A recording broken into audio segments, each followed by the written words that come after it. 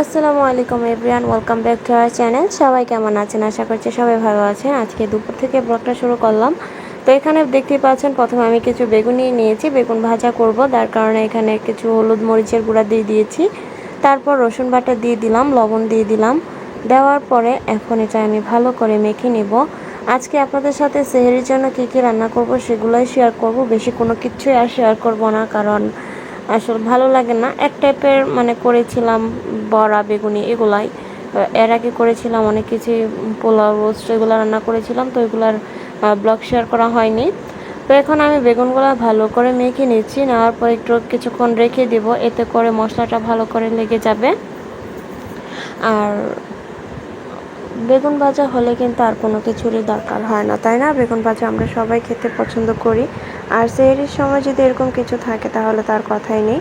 আর এই তো এখন আমি দুইটা চুলা বসিয়ে দিয়েছি, দুইটা ফ্রাই প্যান। একটার ভিতরে মাছ ভাজি নেব আর আরেকটার ভিতরে বেগুন ভেজে নেব। তো দেখতে পাচ্ছেন আমি বেগুনগুলো এক এক করে ফ্রাই প্যানে দিয়ে দিচ্ছি।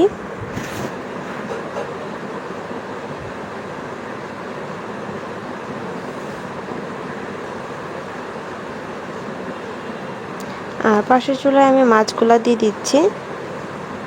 এগুলো রুই মাছ ছিল, তো রুই মাছগুলা আমি হলুদ মরিচ দিয়ে মেখে নিয়েছি, নেওয়ার পরে একটু ভেজে নিচ্ছি।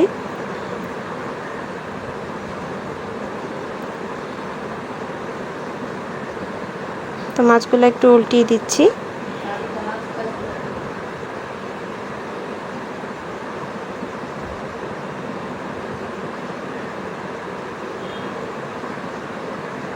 তো মাছগুলো কিন্তু প্রায় হয়ে যাচ্ছে।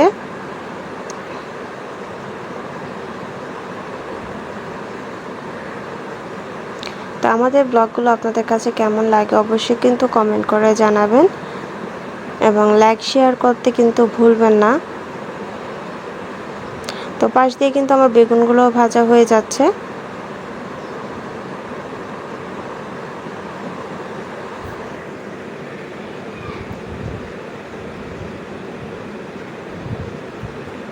তো দেখতেই পাচ্ছেন বেগুনগুলো কত সুন্দর একটু লাল লাল হয়ে গিয়েছে। তো মাছগুলো আমার হয়ে গিয়েছে, যার কারণে মাছগুলো এখন নামিয়ে নিচ্ছি। আজকে খুবই সহজ রেসিপিগুলো শেয়ার করতেছি, এগুলো আমরা মোটামুটি সবাই পারি।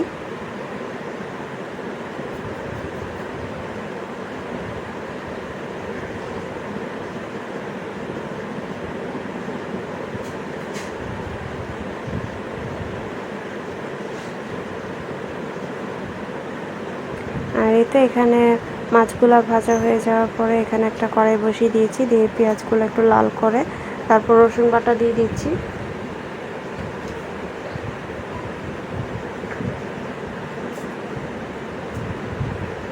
তো রসুন বাটা দেওয়ার পর এখানে আমি গুঁড়া মশলাগুলো অ্যাড করে দেব। এখানে হলুদের গুঁড়া, মরিচের গুঁড়া দিয়ে দিব এবং পরিমাণ মতো লবণ দিয়ে দিব। দেওয়ার পরে মশলাটা ভালো করে কষিয়ে নিব।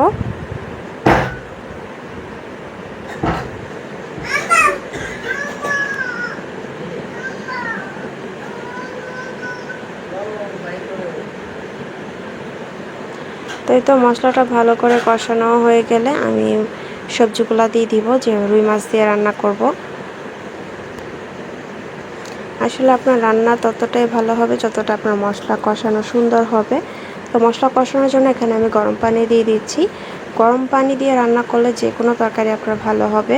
ঠান্ডা পানি ইউজ করলে সেই তরকারিটার স্বাদটা চলে যায়। সব সময় চেষ্টা করবেন গরম পানি দিয়ে রান্নাটা করার জন্য।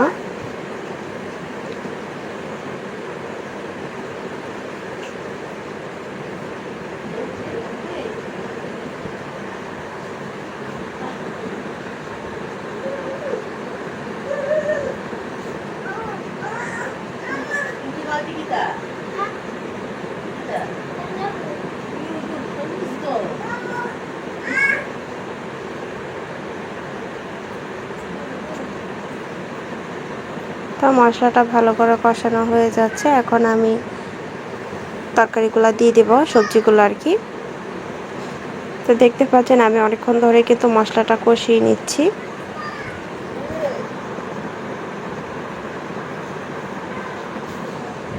এখন এখানে সিম আলু দিয়ে দিলাম। তো এগুলো হচ্ছে আমাদের গাছের সিম, আমার শাশুড়ি আম্মা লাগিয়েছিল, সেই গাছের থেকে সিমগুলো আনা হয়েছে। তো মাশাল্লাহ গাছটা তো অনেক সিম ধরেছিল, আমরা অনেকবার খেয়েছি। তো গাছের সিম আসলে খেতেও ভালো লাগে, কোনো রকম বিষাক্ত সার টার দেওয়া ছাড়াই একদম ফ্রেশ। তো এখন এগুলা সিম আলুগুলা দিয়ে ভালো করে কষিয়ে নেব, নেওয়ার পরে ঝোলের পানি দিয়ে দিব। বললামই তো তরকারির মজাই হয় আপনার কষানোর ওপর নির্ভর করে, মশলা কষানোর তারপর সবজিগুলো কষানোর উপর। তো চেষ্টা করবেন এভাবেই রান্না করার জন্য।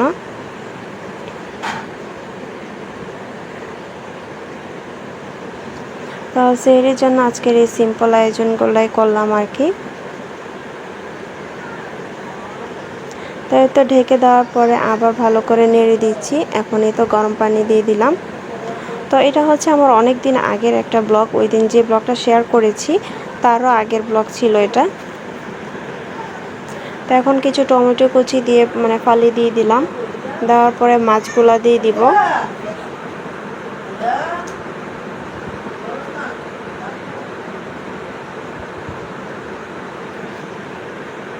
এখন সামান্য পরিমাণ লবণ দিয়ে দিব, যদি কম হয়ে থাকে আর কি, রোজা থেকে তার বলতে পারছি না লবণ বেশি হয়েছে না কম হয়েছে, তাই উপর থেকে আরেকটু লবণ দিয়ে দিলাম।